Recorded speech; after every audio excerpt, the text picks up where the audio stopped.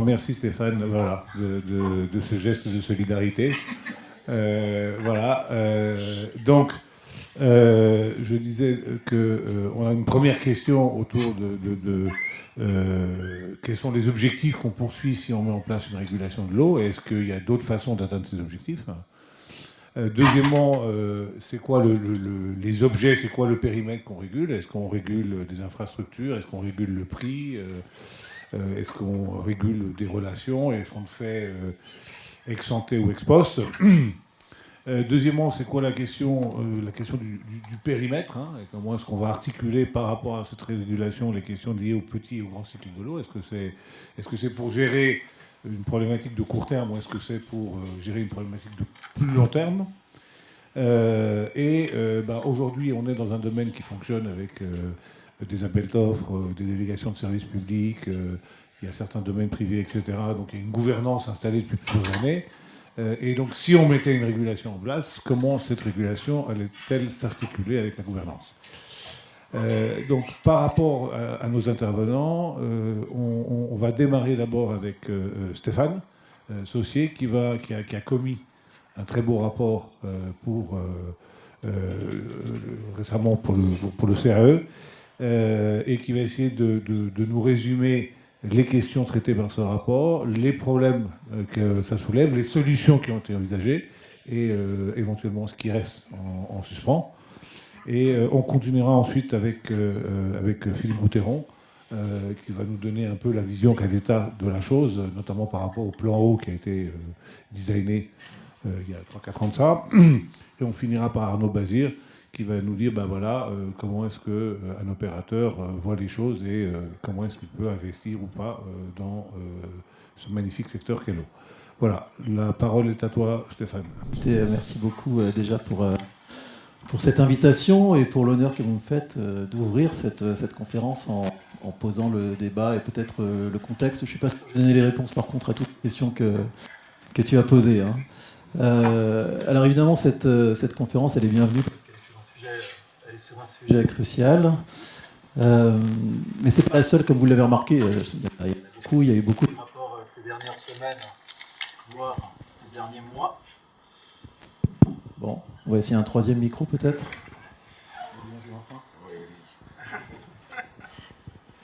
Je vous demande, je ne fais pas de manière autoritaire comme la personne qui est à ma droite. On va essayer. Je ne suis pas sûr que ça vaut beaucoup mieux. Donc cette multiplication des rapports, cette multiplication des conférences sur le thème, en fait, elle provient d'une prise de conscience tardive mais réelle. Alors réelle, je ne sais pas, enfin, justement, j'ai mis un point d'interrogation sur mes petites notes, là, réelle avec un point d'interrogation, du fait qu'il y a une tension de plus en plus forte sur la ressource. Donc il y a des réserves en eau qui s'épuisent, qui sont limitées. C'est essentiellement dû au réchauffement climatique. Donc les sécheresses de 2022-2023 l'ont peut-être mis en évidence, mais ça fait très longtemps qu'on sait que ce problème arrive. Je vous rappelle quand même qu'en 2023, c'est 80% du territoire qui a eu des restrictions d'usage d'eau à cause de la sécheresse. Donc on est vraiment sur 2 années qui étaient problématiques. C'est pas amené à s'arranger. C'est France Stratégie qui nous le dit, qui nous fait une évaluation dans un rapport qui date de 2025 sur les consommations d'eau à venir d'ici 2050. Et dans certains scénarios, on est quand même à des consommations d'eau qui augmenteraient de 50% d'ici 2050, essentiellement dues aux usages agricoles. Puisqu'il faut le savoir, c'est quand même les agriculteurs qui sont les principaux consommateurs d'eau. Hein. Je reviendrai sur cette chose, enfin sur ce point par la suite. Et donc ça veut dire concrètement qu'on est sur la fin de la gestion facile de l'eau, où c'est juste un problème d'investissement, mais on a vraiment besoin d'aller vers plus de sobriété, clairement. Et puis on va forcément aller vers encore plus de conflits d'usage, parce que ça a déjà commencé entre les différents usagers de l'eau.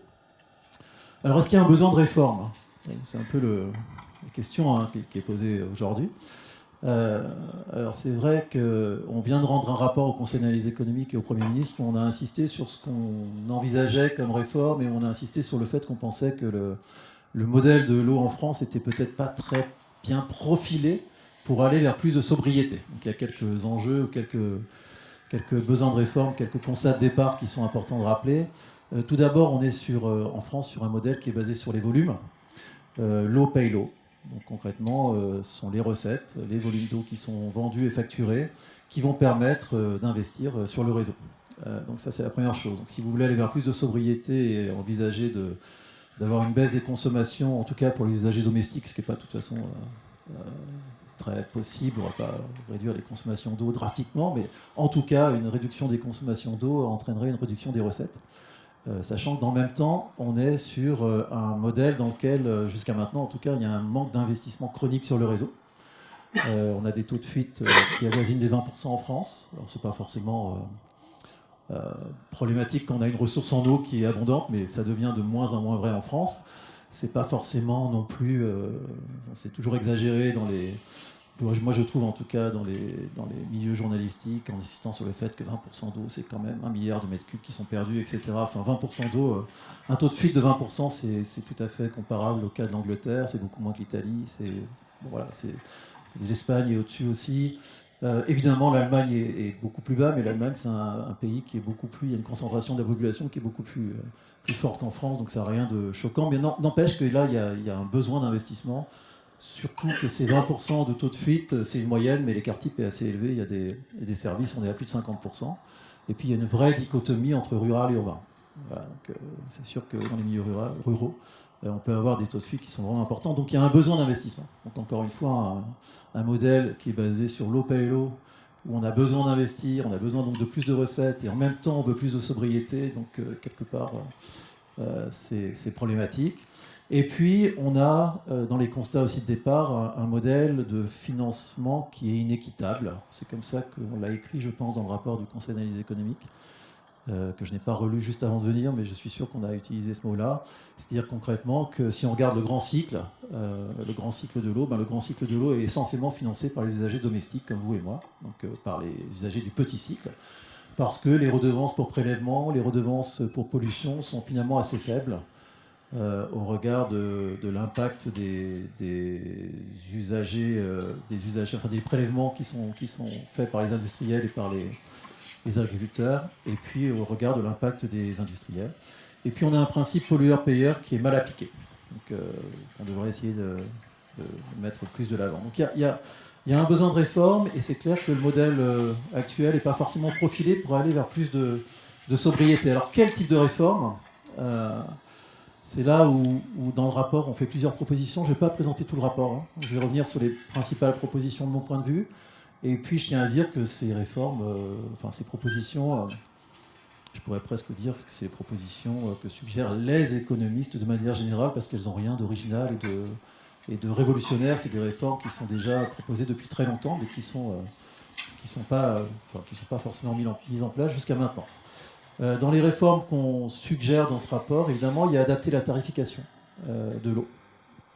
Jusqu'à maintenant, la tarification de l'eau, c'est essentiellement un tarif binôme avec une partie fixe et une partie variable. La partie fixe représentant qu'une toute petite partie de la facture moyenne des ménages. Ça doit tourner à 13% en moyenne en France. Alors que c'est une industrie de coûts fixes et une analyse économique suggère que la partie fixe devrait permettre de couvrir les coûts fixes, et donc on devrait aller vers un tarif binôme avec une partie fixe qui devrait augmenter, qui pourrait aller jusqu'à 30 ou 40%, c'est le minimum légal en France, c'est le maximum légal en France, pardon, selon qu'on est en zone urbaine ou rurale. Et donc on en est très loin, donc il y a de la marge de manœuvre pour aller augmenter la partie fixe, ce qui nous paraîtrait tout à fait normal. En ce qui concerne la partie variable, elle est censée être en lien avec le coût marginal de production du service. Ce coût marginal de production du service, il peut varier au cours du temps. Donc ce qu'on suggère, c'est qu'on ait une partie variable qui s'adapte aux tensions sur la ressource. Ça veut dire concrètement qu'on peut aller vers de la tarification saisonnière lorsqu'en été, il y a moins de ressources disponibles. Ça n'a rien de très original, mais c'est très peu fait. Il y a l'exemple de Toulouse, qui est assez médiatisé. Qui a mis ça en place il y a déjà plus d'1 an, je pense. Je ne suis pas trop sûr sur la date de départ. Mais en tout cas, on pourrait déjà faire un retour d'expérience. Mais bon, voilà ce qu'on propose dans le rapport. Et on élimine, je ne vous dirai pas pourquoi dans la présentation, dans les 10 minutes que j'ai au départ, mais on pourra en parler ensuite si vous voulez, tout ce qui est tarification progressive, où on paierait d'autant plus cher qu'on consomme beaucoup de mètres cubes. Je pense que ce n'est pas une très bonne idée. On considère aussi qu'il faut augmenter le tarif de l'eau, indépendamment du fait qu'il y a une partie fixe, partie variable. Il y a des enjeux qui sont importants, il y a des nouveaux polluants, il y a des investissements à mettre en place, dont on a parlé, dont j'ai parlé au début de mon intervention, de toute façon, on ne va pas y couper. Enfin, je ne vois pas comment on pourrait y couper, sachant que le tarif de l'eau en France aujourd'hui, la facture moyenne pour les ménages, ça doit tourner autour de 560 € par an pour un ménage. Et donc, on est sur des tarifs qui sont quand même tout à fait acceptables pour un service aussi crucial. Et cette augmentation du tarif de l'eau, elle n'a pas commencé. Dans le rapport pour le Conseil d'analyse économique, il y a toute une annexe qui n'est pas avec le rapport, mais qu'il faut que vous allez chercher sur le site du CE, qui n'a pas été rédigée par les 3 auteurs du rapport pour le Conseil d'analyse économique, qui met en évidence qu'il n'y a pas d'augmentation du tarif de l'eau. Ça n'a pas du tout commencé. Il y a une augmentation qui est juste proportionnelle à l'inflation, mais en termes réels, ça n'a pas augmenté. Donc est-ce que vraiment il y a une prise de conscience tardive et réelle au regard de l'augmentation des tarifs? On a l'impression que pas vraiment. Ce qu'on suggère aussi, c'est qu'il faut faire évoluer les contrats de délégation de services publics. Alors, est-ce qu'il faut une régulation? Je pense que le secteur est déjà régulé. Il y a une régulation par contrat, il y a une régulation... il y a quand même tout un ensemble de règles qui régulent le secteur. Mais c'est vrai qu'on pense qu'il faut faire évoluer les contrats de délégation de services publics vers des contrats qui seraient plus basés sur des objectifs de performance qu'ils ne le sont aujourd'hui, avec un paiement basé sur les performances en termes de réduction des fuites, en termes de réduction des consommations, de sensibilisation de la population en période de pression sur la ressource. Et donc je pense que là, il y a des choses à faire, sachant que ça a déjà démarré et qu'il y a quelques contrats emblématiques sur ces questions-là. Je pense au contrat de Brive, qui a été signé il y a déjà plusieurs années, qui arrive d'ailleurs en fin de course. Donc ce serait intéressant de faire un retour d'expérience sur ce contrat. Je pense aussi au contrat de la métropole européenne de Lille, qui vient d'être signé, qui met l'accent sur ce point-là. Une autre proposition à laquelle je tiens, et qui me paraît importante pour le débat ce matin, c'est aussi celle qui concerne le regroupement des services d'eau. En France, si on regarde le nombre de services d'eau, alors si on regarde la distribution et l'assainissement, on est à 24 000 et quelques services. Bon, autant vous dire qu'il n'y a pas d'équivalent en Europe. Je ne connais pas d'autres pays où il y aurait autant de services, même proche de ce chiffre. Et ça veut dire que pour réguler, c'est quand même un peu compliqué d'avoir plus de 24 000 services à réguler si on imaginait qu'il y a une régulation un peu plus fine qui doit être mise en place. Et puis ça veut dire aussi qu'on a tout un tas de services qui sont des petits services qui ne sont pas forcément... il n'y a pas forcément les compétences pour gérer les services d'eau de manière efficace. Donc je pense que là, il y a un vrai effort à mener. Même si le nombre de services s'est réduit ces dernières années, il y a vraiment besoin d'aller vers un regroupement des services, à la fois pour donner plus de compétences aux collectivités territoriales qui vont gérer les services d'eau, mais aussi pour leur donner plus de poids lors des appels d'offres, si on est dans le cas de la délégation de services publics, qui reste quand même un modèle largement utilisé en France. C'est plus de 30% des services d'eau qui sont en délégation de services publics et plus de 50% de la population qui est desservie par un opérateur privé. Et donc ça nous paraît quelque chose d'important. Et puis on considère aussi dans ce rapport, et c'est la partie la plus touchy, en tout cas pas pour nous, mais de manière générale, on va dire, qu'il faut utiliser les redevances pour prélèvement et les redevances pour pollution comme un instrument incitatif. Donc qu'il faut réellement augmenter ces redevances et les conditionner au comportement des acteurs qui prélèvent l'eau et qui polluent l'eau, donc au bon comportement des acteurs. S'ils mettent en place des techniques d'irrigation qui économisent en eau, etc., on peut imaginer que la redevance soit plus faible, on peut imaginer des compensations. Mais en tout cas, il faut vraiment utiliser ces redevances comme des mécanismes incitatifs, et on a l'impression que ce n'est pas le cas jusqu'à maintenant, et notamment dans la partie aussi de l'extension du rapport qu'on a rendu. Vous avez une analyse de l'évolution des redevances en cours du temps qui montre que pour la période à venir, pour les 5 ans qui viennent, les agences de l'eau n'ont pas forcément vraiment augmenté ces redevances comme elles devraient le faire, si c'est vraiment un enjeu. Que de gérer cette rareté de la ressource en eau. Enfin, on considère qu'il faut mettre en place, alors c'est peut-être la partie la plus floue du rapport, pour être franc, plus de solidarité entre les services, parce que il y a les services ruraux d'un côté et les services urbains de l'autre. Je pense que les problématiques ne sont pas les mêmes et les difficultés ne sont pas les mêmes. Il y a aussi des territoires qui sont plus fortement touchés par le réchauffement climatique et donc qui méritent peut-être de profiter de mécanismes de solidarité, de fonds dédiés, etc. Et cette gestion, en tout cas, elle devrait être faite au niveau des bassins. Ça, c'est vraiment notre conviction. avec les SDAGE, les SAGE, les agences de l'eau, les commissions locales de l'eau, les contrats eau et climat, en mettant tous les acteurs autour de la table et en trouvant des solutions au niveau local. Ce qui m'amène au dernier point que j'ai noté dans mes petites notes pour démarrer. Est-ce qu'on a besoin d'un régulateur national pour faire tout ça? C'est un peu la question que posait notre modératrice au début de cette conférence. Et honnêtement, quand j'ai préparé ce petit speech, et dans le rapport CE, on n'en parle pas, je n'étais pas forcément très sûr. Et puis je me suis dit qu'il y avait quand même peut-être un intérêt à avoir un régulateur national qui aurait plutôt une posture de régulation ex post, hein, qui laisserait la démocratie locale de l'eau s'exprimer, les décisions se décider au niveau des bassins versants, etc. C'est que ce serait peut-être plus difficile pour un gouvernement de faire un moratoire sur l'eau et de décider de privilégier des objectifs de court terme et peut-être des pressions venant de certains usagers qui payent peu finalement par rapport à leur impact sur la ressource. Si on avait un régulateur national indépendant, peut-être que ce serait plus compliqué et que ça permettrait de mieux réguler quelque part le secteur. Voilà pour mes quelques commentaires en introduction générale. Merci beaucoup Stéphane, je pense que c'est une vision assez 360 degrés du sujet et malgré tout tu as répondu à peu près toutes les questions que j'avais posées, malgré mon autoritarisme bien connu. Donc je vais passer la parole maintenant à Philippe Goutéron pour qu'il nous dise du point de vue de l'État et par rapport à ce qu'on vient d'exposer, quels sont les sujets un peu macro à prendre en charge et comment est-ce qu'on peut les traiter. Philippe. Très heureux d'être ici. Merci Stéphane Saucier pour cette introduction. Je partage pas mal de constats qui ont été évoqués et je vais y revenir. Avec l'idée peut-être aussi de penser aussi au grand cycle en fait, et quand on pense à la régulation, on a souvent une approche petit cycle. Le petit cycle de l'eau est très important, mais en fait si on ne le remet pas dans une approche grand cycle, je pense qu'on risque de passer à côté de certains enjeux, y compris en termes de régulation, y compris en termes de financement.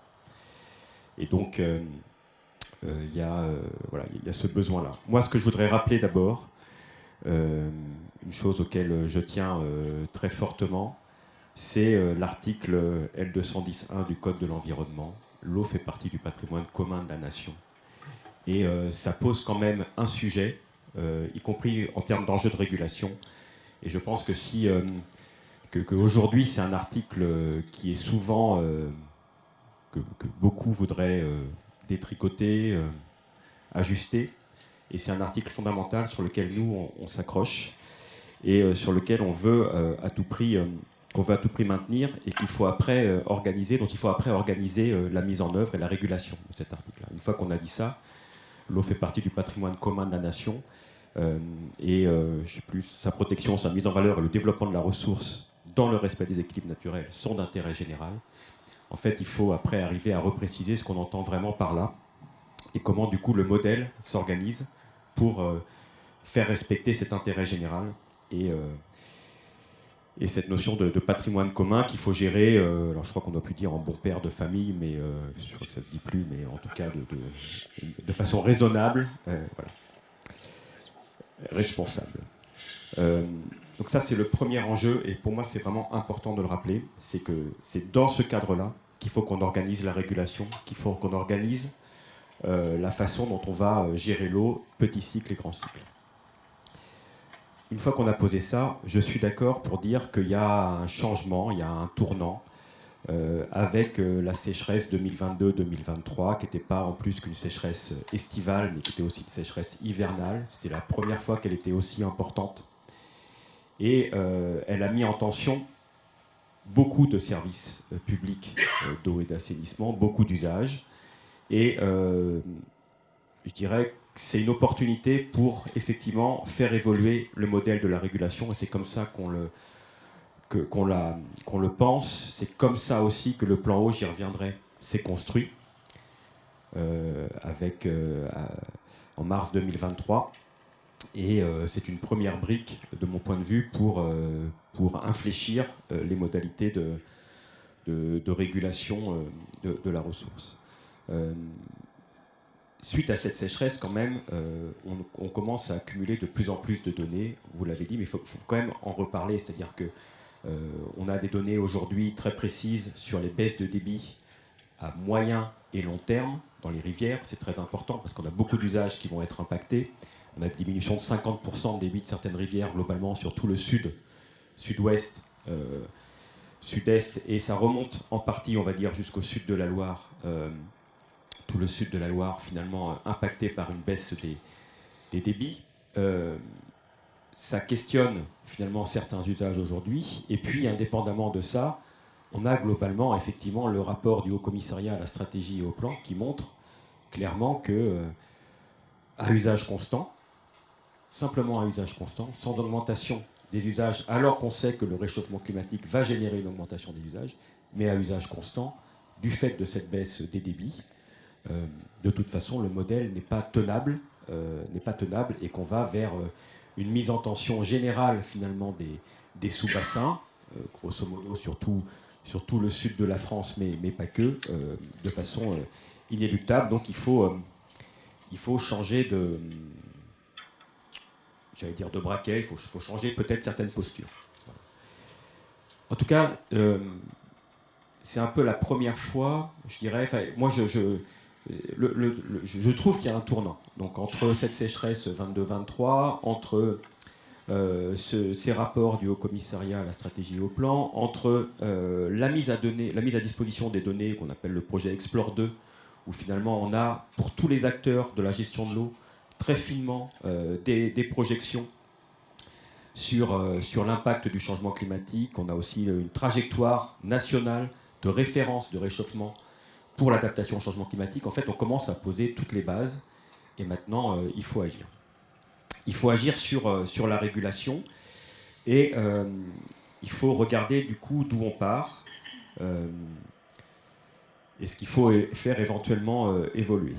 Aujourd'hui, on a une régulation par bassin. Aujourd'hui, on a finalement trois piliers sur lesquels je pense il faut maintenir la régulation, mais peut-être les compléter. Le premier pilier, c'est la gestion par bassin versant, par grand bassin hydrographique et à l'échelle des grands bassins hydrographiques par sous-bassin. C'est essentiel. Il faut la maintenir et je reviendrai pourquoi. Je redirai pourquoi. Il y a le sujet de l'eau paye l'eau. Alors, c'est un slogan, mais c'est plus qu'un slogan en fait. C'est essentiel, il faut qu'on voit après jusqu'où l'eau paye l'eau. Et quand on dit l'eau paye l'eau, qui paye réellement. Et puis il y a le principe pollueur-payeur. Voilà. Ces trois enjeux-là, ces trois principes-là, en fait, ils sont aujourd'hui essentiels, mais ils doivent être complétés.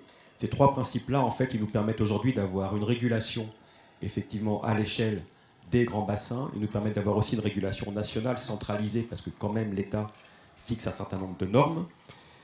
Et ces normes sont, de mon point de vue, essentielles à être fixées à un niveau national. Donc il faut quand même ce rôle de régulation et de contrôle, y compris des opérateurs qui agissent après dans la mise en œuvre des priorités nationales. Et puis, il y a aussi aujourd'hui une régulation locale qui s'organise entre communes, intercommunalités, autour effectivement du service public d'eau potable et d'assainissement avec différents modes de tarification. Voilà. On a cette régulation qui existe, qui est un enjeu fort qu'il faut maintenir. On a une régulation des usages qui, elle, est vraiment en tension. C'est-à-dire qu'aujourd'hui, quand vous reprenez le Code de l'environnement qui fait la hiérarchie des usages, parce qu'on a bien une hiérarchie des usages de la ressource, qui explique qu'effectivement, on commence par l'eau potable, puis une fois qu'on a eau potable et sécurité publique, et puis une fois qu'on a réussi à desservir les populations en eau potable, il faut qu'on se préoccupe des milieux. Et une fois qu'on a réussi à donner suffisamment d'eau, à laisser suffisamment d'eau au milieu, on peut regarder les différents usages. Et dans cette hiérarchie des usages, il y a la tension pour toutes les catégories d'usagers de faire prioriser leur usage par rapport à un autre, voire de faire remonter leurs usages au même niveau que les besoins des milieux parfois, voire au même niveau que l'eau potable Est-ce que l'alimentation des populations diffère de l'eau potable? Ça fait partie aujourd'hui des débats qui sont posés. Et des débats qu'il va falloir à un moment donné finalement arbitrer, parce que cette hiérarchie des usages elle est peut-être pas assez précise, ou en tout cas il faut arriver à la sécuriser ou à la préciser. Donc on a ce modèle-là. Et puis le troisième modèle de régulation qu'on a aujourd'hui, et je partage en fait en partie ce que vous avez évoqué sur la régulation par le prix, qui sans doute qu'il va falloir revoir les enjeux de tarification. Je vous rejoins complètement. Ça fait partie du sujet. Je ne sais pas s'il faudra augmenter la part fixe à 30 ou 40% sur le prix de l'eau, mais en tout cas, il y a un enjeu effectivement de part fixe plus importante. Sans doute peut-être dans certains territoires, je pense aux enjeux de la tarification, peut-être sur les résidences secondaires, qui doivent être quand même différents d'une tarification sur la résidence principale, par exemple. Il y a des enjeux derrière tout ça de... Je ne sais pas si la tarification progressive est un enjeu forcément, vous l'avez évoqué, moi je crois à une tarification incitative, donc il faut arriver à trouver la façon dont on peut inciter au changement de consommation, avec effectivement un mot-clé qui est essentiel, mais qui aujourd'hui n'est pas toujours partagé, mais qui a été amené par le plan eau, c'est la sobriété. On n'a plus le choix en fait de la sobriété. La sobriété, c'est entre guillemets plus une option aujourd'hui. Il faut à tout prix construire des politiques de l'eau et une régulation des politiques de l'eau autour de ce concept de sobriété. Tout ça, le plan eau l'a amené finalement en 2023 et aujourd'hui il se met en œuvre. On va fêter fin mars 2023 les 3 ans du plan eau. On est à plus de 75% des mesures qui sont définitivement mises en œuvre. Il nous reste un quart de mesures qui sont initiées mais à finaliser, qui ne sont pas les plus faciles, qui sont les mesures sur la qualité de l'eau, sur la protection des captages, sur l'augmentation aussi du modèle financier du plan eau avec l'augmentation de la relevance pour pollution diffuse. On n'est pas allé jusqu'au taquet de ce qui était annoncé dans le plan eau, donc il reste quelques marches à construire, mais il y a quand même pas mal de choses qui ont été faites sur la consommation. Aujourd'hui, quand on regarde, depuis la référence, c'est la moyenne triennale des prélèvements 2018-2020. On est à 31 milliards de mètres cubes en France prélevés. Aujourd'hui, par rapport à cette moyenne, on a une tendance baissière des prélèvements, très nettement. Donc l'objectif du plan eau, c'est moins 10% à l'horizon 2030. Aujourd'hui, là, alors on n'a que les données 2023 qui sont en base, mais pour l'instant, sur ces prélèvements qui donnent lieu à une redevance, donc ce n'est pas la connaissance exhaustive des prélèvements, c'est aussi un enjeu, mais on a une tendance, on est à moins 6, moins 7% déjà de baisse par rapport à cette moyenne. Donc la tendance, elle est baissière, et pour tous les usagers, c'est important de se le dire, domestique, irrigation, canaux, industrie et industrie hors énergie, et puis énergie.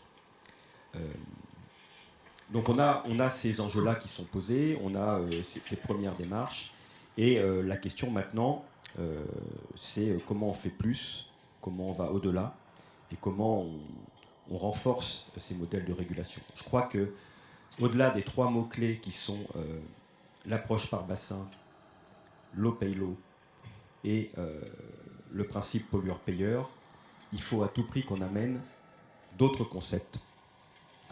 La solidarité, parce qu'en fait on l'oublie, mais c'est essentiel, et derrière la solidarité, il faut bien une structure pour organiser cette solidarité amont-aval, mais aussi aval-amont, parce que trop souvent on pense, on demande beaucoup d'efforts à l'amont pour les usages qui sont à l'aval, mais il faut que les bassins, les sous-bassins à l'aval de certains grands fleuves pensent aussi à ce qui doit se passer à l'amont, et donc il faut qu'il y ait une solidarité, y compris éventuellement financière, entre les sous-bassins amont et les sous-bassins aval sur un même grand continuum hydrographique. Cette solidarité, elle doit s'organiser, et pour s'organiser, je crois qu'il faut regarder un peu aussi concrètement comment ça se passe, comment se met en œuvre la compétence GEMAPI, comment elle s'organise au sein éventuellement des différentes structures qui existent aujourd'hui, les EPTB, les établissements territoriaux de bassins, les épages. Enfin, on a différents modèles qui existent, qui sont très à la carte en fait aujourd'hui. On laisse chaque sous-bassin s'organiser. Je trouve que c'est très intéressant d'avoir ce panel finalement d'organisation possible par sous-bassin. La question qui peut se poser, c'est qu'à un moment donné, est-ce qu'il ne faut pas quand même orienter un peu cette gouvernance et la généraliser. C'est-à-dire que le sujet aujourd'hui, c'est qu'est-ce qu'on fait sur les sous-bassins où on a une compétence GEMAPI qui est éventuellement insuffisamment mise en œuvre, pas de PTB, pas d'épage, et donc une gouvernance qui est orpheline, pas de SAGE non plus. Donc voilà, il y a peut-être à booster cette gouvernance qui facilite la solidarité amont-aval et aval-amont. La deuxième chose, c'est qu'en fait, si on veut avoir une propension, une acceptation à payer davantage de redevances, si on veut organiser différemment, si on veut favoriser la sobriété des usages, si on veut organiser finalement et mettre en avant un certain nombre d'acteurs de la gestion de l'eau, ça ne passera pas sans une transparence de tout ce qui est de tous les usages de l'eau et de la qualité de l'eau. C'est-à-dire que ce concept de transparence, de mise à disposition des données, il est essentiel aujourd'hui. Aujourd'hui, on ne connaît pas assez tous les prélèvements qui sont faits en matière d'eau dans les bassins. Aujourd'hui, on ne connaît que les prélèvements qui font l'objet d'une redevance. Et on les connaît en plus avec un modèle qui est organisé, comme c'est une donnée fiscale, on les connaît 2 ans après qu'ils aient été prélevés. Enfin voilà, il y a quand même un vrai enjeu de connaissance, pas en temps réel, mais quasi en temps réel, des prélèvements. Quand on a une tension sur la ressource, il faut qu'on puisse arriver à monitorer les usages et les prélèvements de cette ressource quasi en temps réel pour ajuster, y compris au bénéfice des usagers, finalement, à l'échelle de sous-bassin, les prélèvements en conséquence. Donc il y a un enjeu de transparence, de connaissance, et de connaissances mises clairement à disposition des acteurs de ces prélèvements. Il y a un enjeu aussi de transparence, bien évidemment, ce qui est déjà pas mal le cas, mais en tout cas d'accès à ces données sur la qualité de l'eau, de la qualité de l'eau de la rivière qui coule près de chez soi, mais aussi bien évidemment la qualité de l'eau distribuée au robinet. Et tant que finalement on n'arrivera pas à organiser cette mise à disposition des données, cette transparence des données généralisée, je pense qu'on bute sur la méfiance et sur une acceptation à la fois à se mobiliser et pour certains une acceptation à payer ou à s'engager dans ce principe de l'eau paye l'eau. Le modèle économique, il évolue, il va évoluer, il y a des nouveaux enjeux, il y a un nouveau sujet qui est posé sur la table, avec la responsabilité élargie des producteurs, une REP autour de la mise en œuvre de la directive aux résiduaires urbaines révisée, donc pour demain le financement des traitements quaternaires, notamment pour le traitement des micropolluants, qu'il conviendra donc avec des horizons qui sont assez lointains, mais en tout cas il faut que les collectivités puissent bénéficier de cette ressource-là, avec donc cette responsabilité élargie des producteurs qui serait aujourd'hui payée par les acteurs des cosmétiques et des médicaments. Donc ça, c'est posé sur la table aussi. Il y a un enjeu aujourd'hui à transposer cette directive européenne révisée en droit français. On y travaille et on a jusqu'à l'été 2027 pour le faire. Mais ça pose aussi un nouveau concept finalement, ou une nouvelle approche complémentaire de l'enjeu redevance. Et ça fait partie de ce qu'il faudra regarder, effectivement. Donc, transparence, solidarité. Et le troisième sujet que je voudrais amener, c'est le long terme. En fait, il faut à tout prix aujourd'hui, de notre point de vue, arriver à construire une politique de long terme, une politique de gestion de l'eau de long terme, qui fonctionne par palier, mais en essayant de ne pas se focaliser que finalement sur le premier palier. Parce que quand on se focalise que sur le premier palier, à la fin du premier palier, on remet toujours en débat qu'est-ce qu'on va construire. Et voilà. Et donc en fait, il nous faut une vision de long terme, un horizon 2050 à minima, et d'ici 2050, arriver à construire une politique de l'eau par palier. Et on a trop tendance à se focaliser sur les 3 prochaines années et pas assez sur le long terme. C'est important aussi de l'avoir en tête. Voilà. Pour tout ça, il y a il y a des travaux qui se sont engagés à l'été dans tous les bassins, dans tous les grands bassins, sous l'impulsion du Premier ministre avec les conférences territoriales de l'eau. Et on est en train de traiter toute cette matière-là. On est en train de la traiter pour faire des nouvelles propositions au Premier ministre à l'été pour de nouvelles... Alors, on ne sait pas encore quel modèle, enfin quel outil finalement traduira ces nouvelles orientations. Mais est-ce que ce sera un plan eau deuxième génération? Est-ce que ce sera un autre objet, je dirais, politique? Mais en tout cas, le sujet, c'est d'avoir une inflexion. Et tous ces enjeux qu'on a évoqués, la tarification, la solidarité, une clarification sur la gouvernance et comment on fait sur les territoires orphelins aujourd'hui d'une gouvernance sur, y compris le grand cycle. Tous ces sujets-là, ils sont posés sur la table. Et il faudra effectivement que le gouvernement s'en saisisse. C'est ce qui sera posé à l'été 2026. Donc voilà pour les principaux points en réaction à vos premiers propos. Donc là, on a une convergence d'un certain nombre de points de vue et on voit aussi des solutions s'esquisser à un niveau plus macro poussé par le gouvernement. Et donc maintenant, on va avoir la réaction de Arnaud, Arnaud Bazir, opérateur d'eau privé, qui est confronté au quotidien à la gestion de l'eau, aux investissements, à la relation aux usagers, à la relation collectivité locale. Arnaud, le floor est à toi. Alors s'il y avait des amateurs de polémique qui vont être déçus, parce que bon, il y a beaucoup de choses qui ont été dites avec lesquelles je suis parfaitement d'accord. Donc mon propos, ça va plutôt consister à essayer peut-être de partager quelques convictions avec vous. D'abord revenir sur quelques fondamentaux. M. Gauthieron l'a rappelé, l'eau c'est un bien commun, c'est un bien public. Et d'ailleurs, il arrive qu'on entende des gens qui disent que c'est même tellement un bien commun, un bien public, qu'on ne comprend même pas pourquoi on devrait le payer. Après tout, l'eau c'est comme l'air, et Dieu merci, jusqu'à présent, on ne vous fait pas payer l'air que vous respirez. Bon. Par contre, il y a une petite différence entre l'eau et l'air, c'est que l'air a le bon goût d'arriver tout seul jusqu'à vos poumons, ce qui n'est pas le cas de l'eau. Pourquoi je vous dis ça? Parce que nous sommes effectivement des opérateurs d'eau, nous ne sommes pas des vendeurs d'eau. L'eau, elle appartient effectivement à tout le monde. Ce qu'on vend, c'est un service. Ce qu'on vend, c'est le fait que l'eau, elle arrive chez vous et qu'il y a une garantie de qualité qui vous est donnée. D'ailleurs, l'eau est le produit alimentaire le plus contrôlé en France. Tout ça, ça peut vous paraître des évidences, mais ce sont des évidences au regard de l'histoire, qui sont des évidences récentes. Jusqu'à une période pas si ancienne, en gros début du 19e siècle dans nos pays, l'eau elle arrivait chez vous parce qu'il y avait des gens qu'on appelait d'ailleurs des crocheteurs, parce qu'ils portaient sur le dos une espèce de fer en bois avec un seau de chaque côté attaché avec un crochet, et c'est eux qui amenaient l'eau à votre domicile. Bon. D'ailleurs, c'est un bel exemple d'innovation technique qui a détruit aussi de l'emploi, parce qu'il n'y a plus de crocheteurs, en tout cas pas dans nos pays. Bon, donc, premier point, l'eau, elle a effectivement un prix, pas pour la matière en tant que telle, mais pour le fait de l'acheminer et de la traiter.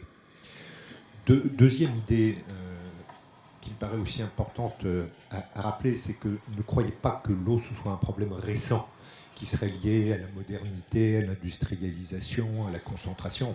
L'eau a toujours été un problème dans l'histoire de l'humanité. Sans remonter à la préhistoire, les Romains se préoccupaient déjà pas mal du problème, et on est encore admiratif quand on voit les aqueducs qui savaient construire. Et la Cloaca Maxima, ça a été finalement un peu l'ancêtre des travaux du baron Haussmann à Paris sous le Second Empire. Les infrastructures d'eau, ça a toujours été un problème.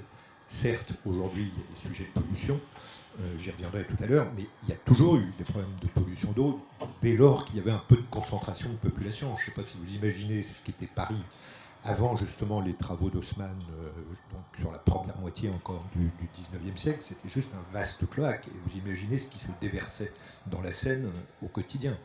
Quant à la mortalité, aux maladies générées par les pluies empoisonnées, etc. etc. Voilà. Donc, là aussi, ce n'est pas un problème nouveau. Ce qui est plus intéressant dans le cas de la France, c'est que la France a été finalement, à la fin du 19e siècle, l'inventrice d'un modèle qu'on a même appelé d'ailleurs le modèle français de l'eau, qui s'est exporté dans le monde entier et qui a été extrêmement efficace. C'est d'ailleurs effectivement ce modèle de l'eau qui a permis au pays de s'équiper avec des infrastructures qui sont des infrastructures de très belle qualité. Et là encore, si vous pensez au nombre de pays dans le monde qui ont des problèmes d'accès à l'eau, et je ne parle pas de l'assainissement, on voit qu'il y avait quelque chose qui avait été inventé, qui fonctionnait très bien. Et donc on pourrait se dire pourquoi est-ce qu'on pose les questions que Angelos posait au début de cette réunion. Parce qu'il y a des nouvelles problématiques qui sont en train d'émerger. Il y en a beaucoup qui ont été cités par mes deux prédécesseurs. Oui, on s'aperçoit que même dans un pays comme la France, qui n'est pourtant pas le Sahel, on peut avoir des problèmes de quantité. Deux, parce qu'on voit bien que la presse se fait l'écho d'interrogations à minima de la population sur la qualité de l'eau. Il y a quelque chose qui m'a beaucoup frappé, c'est que pour la première fois, quand on fait des sondages auprès de la population sur la confiance qu'ils accordent à la qualité de l'eau du robinet, pour la première fois, ça descend. Ce qui prouve qu'il y a une vraie question. Après, est-ce que c'est anormal? Non, c'est pas anormal. Je veux dire, il n'y a pas de mois, pas de semaines sans que sortent des reportages, des articles de presse sur les micropolluants, sur les PFAS, sur le chlorothalonil, le chloridazone, etc., etc. Alors le dernier à la mode, effectivement, ce sont les PFAS, avec en plus parfois des qualificatifs qui sont quand même plus, si vous me permettez, journalistiques que purement scientifiques. Quand on parle de polluants éternels, forcément ça fait peur. Bon, comme disait Woody Allen, l'éternité c'est long, surtout vers la fin. Mais bon, chimiquement, ça ne veut pas dire grand-chose, éternel. Ce qui est vrai, c'est que les PFAS, ce ne sont pas des molécules qui existent à l'état naturel, c'est des molécules qui sont liées à l'inventivité humaine et à un certain nombre d'industries. Et deuxièmement, c'est vrai que ce sont des molécules qui sont chimiquement très stables, donc difficiles à détruire. Bon. Et puis, d'une manière générale, il y a des attentes environnementales, Dieu merci, qui sont des attentes nouvelles. Pendant longtemps, la première préoccupation de l'humanité, ça a été d'avoir accès à de l'eau à peu près potable. Beaucoup plus récemment, ça a été de traiter les eaux une fois qu'elles ont été utilisées plutôt que de les renvoyer au milieu naturel comme ça. C'est comme ça qu'on a commencé à construire des réseaux d'assainissement, des stations d'épuration. Aujourd'hui, on place la barre plus haut. L'Union européenne a adopté fin 2024 un texte qui est une directive qui en gros fixe le cadre réglementaire de l'assainissement et qui dit quelles sont les normes qu'on doit respecter avant de renvoyer de l'eau au milieu naturel. Cette directive va créer des obligations supplémentaires aux collectivités, non seulement parce qu'on va demander de traiter maintenant les choses qu'on traitait moins jusqu'alors, comme l'azote et le phosphore, mais parce qu'aujourd'hui, ce qu'on demande à une station d'épuration, c'est aussi d'être neutre énergétiquement. Pendant des décennies, on faisait des usines d'épuration et elles consommaient beaucoup d'énergie, notamment beaucoup d'électricité, mais ce n'était pas le sujet. Le sujet, c'était de traiter l'eau avant de la renvoyer au milieu naturel. Aujourd'hui, ce qu'on va demander, c'est de faire ces traitements, mais en plus en étant énergétiquement neutre, voire producteur d'énergie. Donc, le niveau d'ambition de la population, il s'accroît. C'est ça qui génère finalement les questionnements aujourd'hui, c'est que pour traiter toutes ces questions, que ce soit des questions de quantité d'eau, que ce soit des questions de qualité, il y a au moins une bonne nouvelle, c'est que toutes les solutions techniques existent. Ce qui n'est pas toujours le cas. L'humanité est hélas confrontée à bien des difficultés qu'elle ne sait pas toujours résoudre avec la technologie. Pensez simplement au domaine médical, il y a des maladies qu'on guérit très bien, de plus en plus. Il y en a encore, hélas, contre lesquelles on est en situation d'échec. Par rapport à l'eau, ce n'est pas le cas. On a des solutions. Si vous pensez au problème de quantité, et vous avez évoqué la canicule de 2022, peut-être certains d'entre vous se souviennent-ils des reportages qui ont été faits sur des communes, essentiellement d'ailleurs dans des zones plutôt rurales, qui pendant l'été 2022 avaient été alimentées en eau par des camions-citernes. D'abord, c'est n'est pas spécifique à l'année 2022. Beaucoup de ces communes, ça fait 30 ans, 40 ans, 50 ans qu'elles sont alimentées comme ça. Vous l'avez dit tout à fait, monsieur le professeur, c'est essentiellement dans les zones rurales et des collectivités qui n'ont pas toujours pris le virage de l'intercommunalité et qui leur aurait permis de faire des interconnexions avec leurs voisins et de résoudre leurs problèmes. Bon, simplement, il y a encore quelques collectivités, on a un petit peu des réactions, j'allais dire, de village gaulois, je veux être tout seul, je ne veux pas m'associer à mes voisins. Bon, évidemment, c'est un petit peu compliqué. Mais pour résoudre les problèmes de quantité, il y a les solutions les plus simples, comme les interconnexions de réseau, jusqu'au plus complexe. Je pense par exemple au dessalement d'eau de mer sur les zones littorales, mais c'est très important, parce que la concentration des populations se fait essentiellement sur les zones littorales.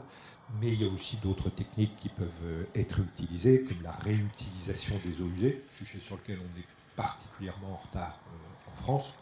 En France, on réutilise moins de 1% des eaux usées.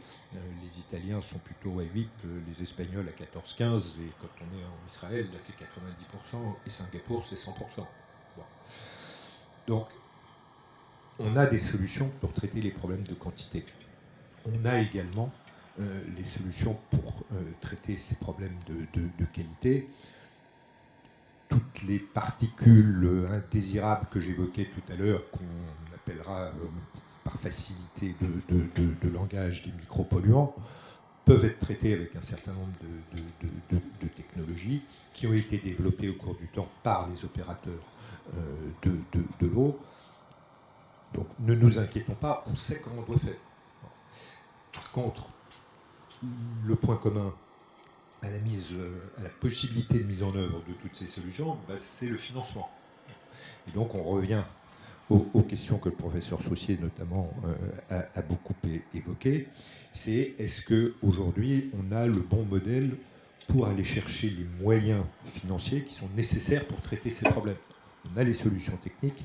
Maintenant, il y a le problème effectivement, du qui paye quoi. Donc on l'a rappelé, en France, il y a un principe qui est que l'eau paye l'eau. Donc ce n'est pas l'impôt général qui va financer les services d'eau et d'assainissement. C'est vous, c'est moi, en tant qu'usager, au travers de la facture d'eau qui vous est envoyée. Et donc aujourd'hui, on voit bien qu'il y a cette déconnexion entre des besoins qui sont croissants et qui donc appelleraient des recettes supplémentaires, et de l'autre côté des volumes qui descendent, et ça c'est bien, tout le monde se soucie de la sobriété hydrique, tout le monde est ravi de voir que le plan eau que vous évoquiez tout à l'heure a même fixé des objectifs de réduction des consommations d'eau pour toutes les catégories d'usagers, les particuliers comme vous et moi, les entreprises, les collectivités, tout le monde effectivement a commencé à faire attention à sa consommation d'eau, et du coup c'est environnementalement une très bonne chose, mais économiquement ça pose une difficulté, et c'est là qu'il faut re-questionner effectivement notre modèle de financement. On va dire qu'en termes de solutions, l'idée qui a été déjà un peu abordée, on pourrait la résumer en disant qu'est-ce qu'on peut inventer comme modèle pour décorréler finalement les volumes consommés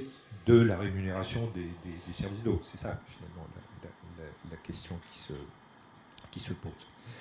Alors, Angelos a pris un axe qui était de dire est-ce que la régulation, ça pourrait être une solution pour la France.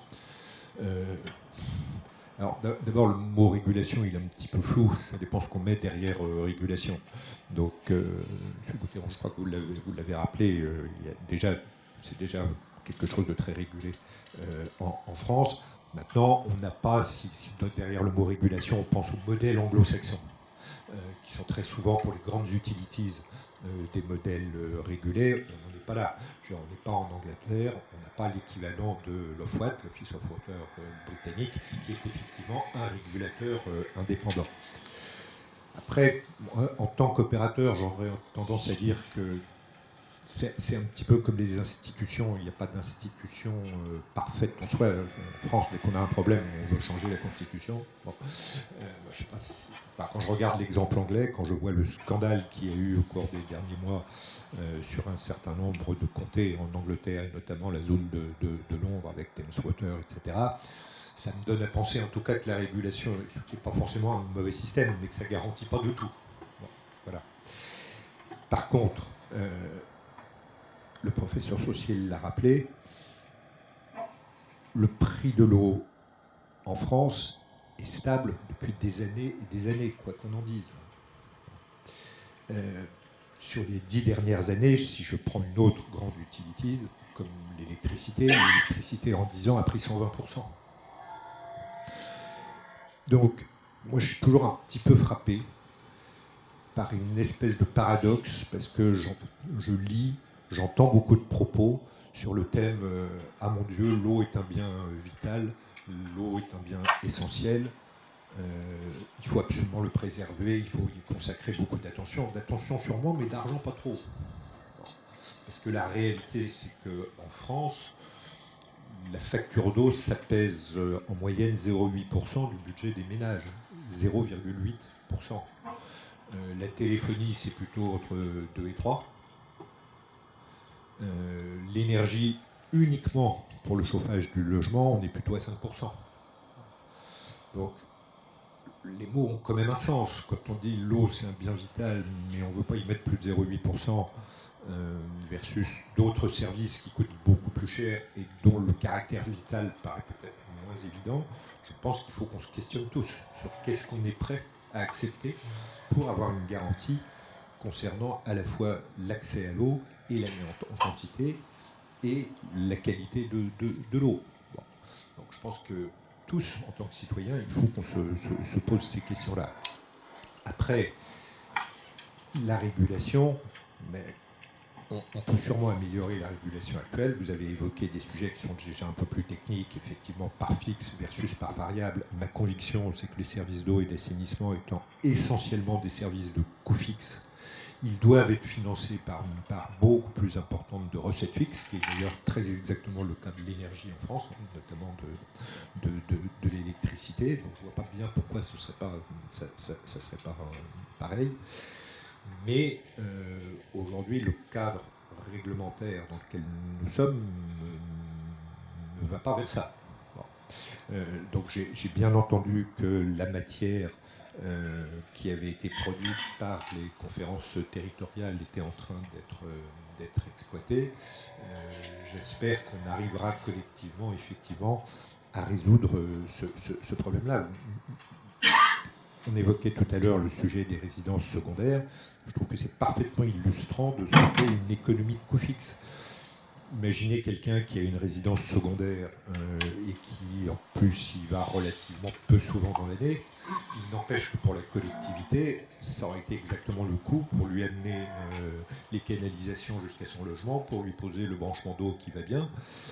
Si le propriétaire de cette résidence secondaire, il vient peu souvent, il va consommer très peu d'eau. Et donc c'est juste une charge pour la collectivité. Donc il y a effectivement un certain nombre de solutions qui sont imaginées, on en a évoqué tout à l'heure, la part fixe versus la part variable, la tarification progressive, je suis d'accord avec le professeur Saucier, c'est une idée qui paraît socialement juste, vraiment en première analyse, et dès qu'on commence à creuser un petit peu, je pense que ça pose peut-être plus de questions que ça n'apporte de réponses. Pourquoi ? Parce que ça paraît évident de dire plus vous allez consommer d'eau, au fond c'est comme l'impôt sur le revenu, plus vous allez consommer, plus il faut que le mètre cube soit proportionnellement cher. Oui, très bien, mais ça revient quand même à dire que plus vous consommez d'eau, plus ça veut dire que vous êtes aisé, ce qui est tout à fait discutable. Parce que vous pouvez avoir une facture d'eau plus importante que votre voisin, évidemment parce que vous avez plus de moyens, que vous avez une piscine, mais c'est peut-être aussi parce que vous avez 4 enfants et que lui il est célibataire. Donc il faut faire attention avec les idées qui paraissent trop simples. Des solutions comme la tarification saisonnière, par exemple, me paraissent moins discutables sur le plan économique et social, notamment pour toutes les zones à grosse affluence touristique, je pense aux littoraux de l'Atlantique, de la Méditerranée, où vous avez parfois des communes qui passent de 10 000 habitants l'été à 250 000 ou 300 000 l'hiver, à 250 ou 300 000 l'été. On imagine bien que vu du point de vue de l'habitant permanent, voir sa ressource en eau consommée par des estivants qui viennent là une semaine, 2 semaines, qui vont payer le même prix que lui, et en plus le priver de la ressource une partie de l'année, ça puisse poser des problèmes. Je pense qu'un sujet comme la tarification saisonnière est sûrement moins difficile à mettre en œuvre et pose moins de questions que la tarification par tranche. Bon. En tout cas, il y a des choses qui commencent à bouger. Vous avez cité les contrats de Brive et les contrats de Lille tout à l'heure. On pourrait aussi parler de Rhône-Ventoux, qui est un syndicat qui couvre à peu près la moitié du département du Vaucluse. Toutes ces collectivités sont en train d'innover, effectivement, en mettant l'accent sur la préservation de la ressource. Et ben, ça, je crois qu'on peut s'en féliciter. Voilà.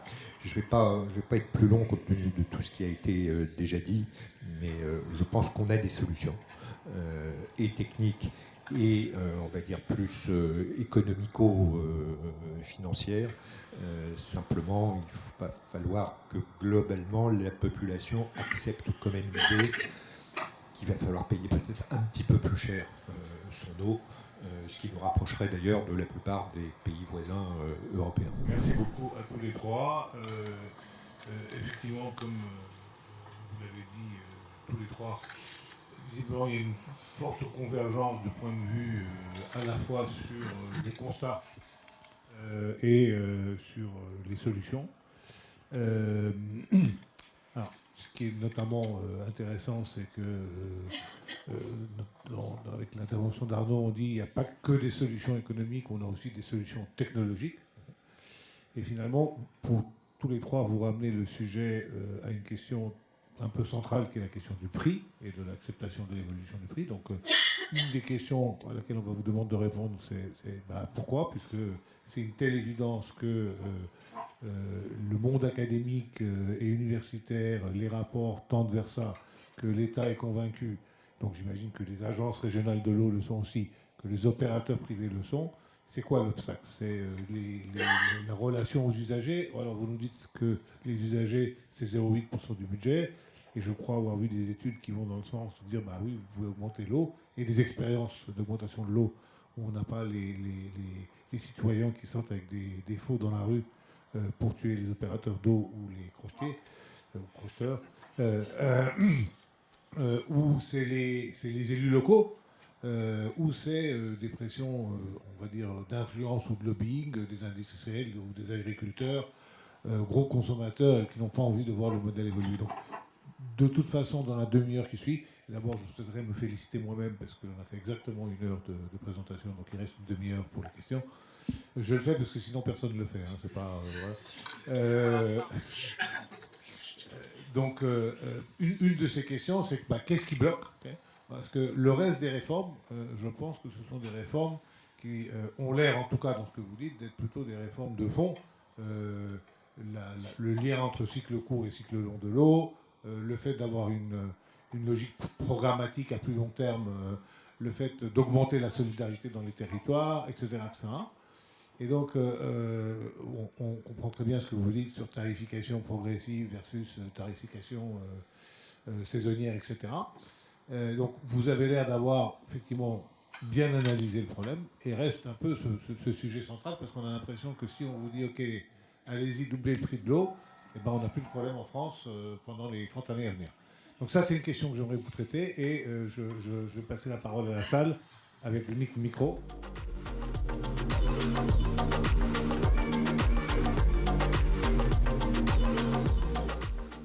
Bonjour, donc je m'appelle Christelle Peson, je travaille au Conservatoire des Arts et Métiers et dans le secteur de l'eau depuis bien longtemps. Alors merci pour vos interventions. La mienne sera peut-être un peu longue, mais si vous voulez me couper, n'hésitez pas. Donc il y a beaucoup de problèmes qui sont... Ouais, mais moi je trouve que on entend 3 personnes qui sont d'accord sur tout, et moi j'ai des propositions un peu alternatives à formuler, donc il faut que je puisse les contextualiser, si vous me permettez, mais j'essaie de faire le plus court possible. C'était des présentations très riches, on juxtapose beaucoup de problèmes, en plus on on combine petit grand cycle de l'eau, donc ça élargit évidemment les difficultés et les questionnements sur quel modèle mettre en place. Moi, je vais plutôt me concentrer sur le petit cycle de l'eau. Et les problèmes du petit cycle de l'eau, je comprends bien que les tensions sur la ressource existent, etc. Mais les problèmes qui se posent sur le petit cycle de l'eau en matière de renouvellement des investissements ruraux ou de financement des investissements en interconnexion urbain, ils ne sont pas nés en 2022-2023.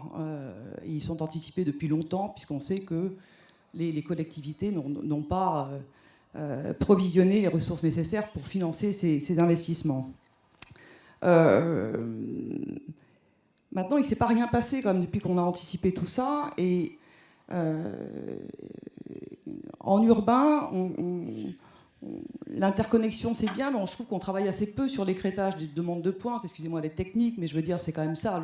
Le premier déterminant des niveaux d'investissement en urbain, c'est quand même les demandes de pointe. Alors partout, mais en urbain, les investissements étant importants, c'est là qu'ils sont les plus lourds.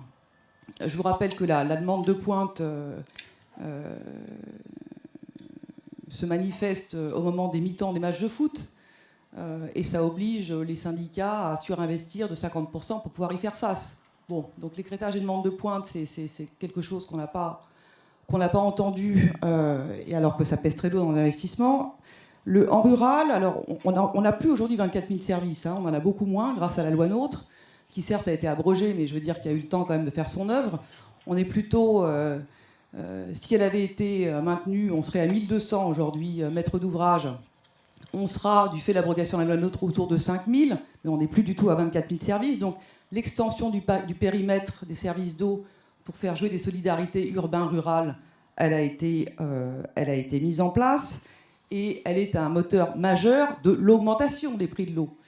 Alors les Français, ils sortent pas les faux quand on augmente les prix de l'eau, mais en l'occurrence, ils se collent sur des ronds-points et ils mettent des gilets jaunes. Je ne sais pas si vous vous souvenez, mais au début du mouvement des gilets jaunes, il y avait beaucoup de maires en milieu rural qui manifestaient contre ce qu'ils appelaient de manière résumée l'intercommunalité, puisque le premier effet de la loi NOTRe, c'est de faire augmenter la taille des services. Juste, madame, si vous me permettez, vous vouliez donner un point de vue, donc donner le point de vue, parce que là, vous donnez beaucoup de contexte. Donc un premier truc, là, c'est pas un point de vue, là, je corrige certaines erreurs qui ont été dites. Les prix de l'eau ont augmenté, parce que les Français, ils ne payent pas l'eau potable, ils payent une facture qui inclut 3 services, et les prix des factures, le niveau des factures a considérablement augmenté depuis 10 ans. Je suis désolée, quoi. L'analogie, la comparaison avec la téléphonie mobile, aujourd'hui, elle est fausse. La téléphonie mobile coûte moins cher que la facture d'eau. Il faudrait revoir ces références. Écrêtage, deuxièmement, écrêtage et demande de pointe. En rural, le questionnement, à mon avis, va au-delà du comment on finance le renouvellement du réseau. Le problème, c'est la continuité du service et pas forcément le renouvellement du patrimoine. Et moi, je trouve que je n'ai rien entendu sur un questionnement sur la pertinence du réseau en rural. Alors, je trouve qu'il y a des pistes intéressantes, des mouvements sociétaux de déconnexion des réseaux qu'il s'agirait d'accompagner plutôt que de les considérer comme un problème. La tarification, en zone touristique, ça existe déjà, de pouvoir augmenter la partie fixe à 30%. Un questionnement que je n'ai pas entendu et que donc je soulève, qui est celui de la tarification au volume. Je veux dire, on sait bien que 80% des coûts sont fixes, que la tarification avec une petite partie fixe et au coût marginal, je veux dire, est problématique quand la consommation baisse. La consommation baisse, tout le monde trouve que c'est formidable, mais dans ces cas-là, je veux dire, on bute sur le problème de la tarification au volume, puisque si la consommation baisse, le tarif augmente. Est-ce qu'il faut tarifer au volume en sachant que l'élasticité de demande au prix est très faible? Je ne sais pas. Ça a été très utile pour vendre des compteurs, mais je ne suis pas sûre que ce soit très utile au-delà. Et le dernier point que je n'ai pas du tout entendu porte sur la gouvernance des services d'eau. Le rôle des usagers n'a pas augmenté proportionnellement à leurs factures. Ils ne sont jamais nulle part à part pour payer. Ils ne participent à aucune décision. Et cette gouvernance des services d'eau, je trouve, est vraiment à la traîne depuis longtemps. La loi NOTRe n'en parle pas. OK, il y a les commissions consultatives des services publics qui peuvent prendre leur avis, mais je veux dire, ils ne sont pas du tout dans le tableau, alors qu'à mon avis, ils devraient être partie prenante. Merci. Bien, alors j'ai eu tort de dire que tout le monde était d'accord. Hein. Donc je résume simplement votre question. Il y a une autre question qui est là-bas, et après on va commencer à répondre. Vous dites que les solutions qui sont mises sur la table, une partie d'entre elles ont déjà été mises en place. Vous dites que le prix de l'eau a augmenté et que donc c'est faux de dire que ce n'est pas le cas.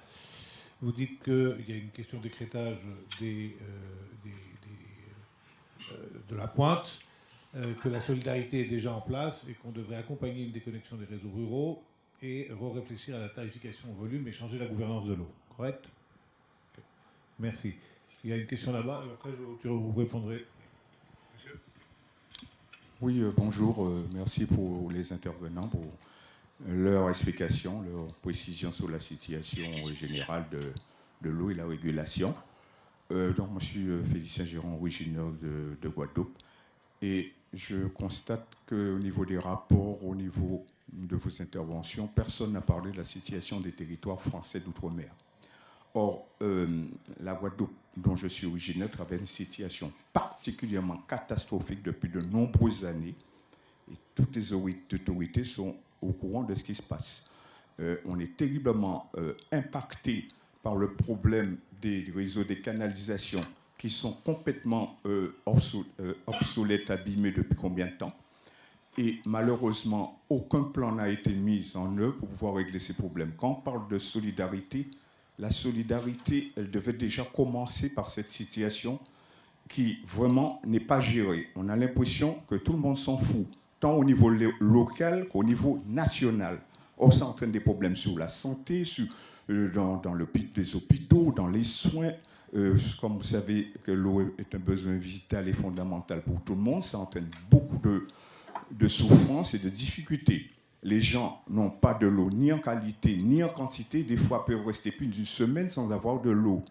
Et malheureusement, les gens, les syndicats, les gens qui se battent sur le terrain ont déjà dénoncé ces problèmes depuis très longtemps. Rien n'est fait pour pouvoir faire avancer les choses. Ça va entraîner malheureusement encore des maladies, voire des décès et tout ça, quand la situation s'aggrave et que les gens ne peuvent pas bien être soignés parce que l'eau dans un établissement hospitalier est très important. Et vous savez que nos systèmes hospitaliers aux Antilles sont déjà dans un mauvais état. Les Outre-mer sont oubliés sur pas mal de choses. Donc, moi, la question que je me pose, est-ce que l'État, étant au courant de ce problème-là, ne peut pas mettre carrément un plan Marshall en marche pour pouvoir régler ce problème en priorité? Parce que malheureusement, nos élus locaux sont dépassés par les événements.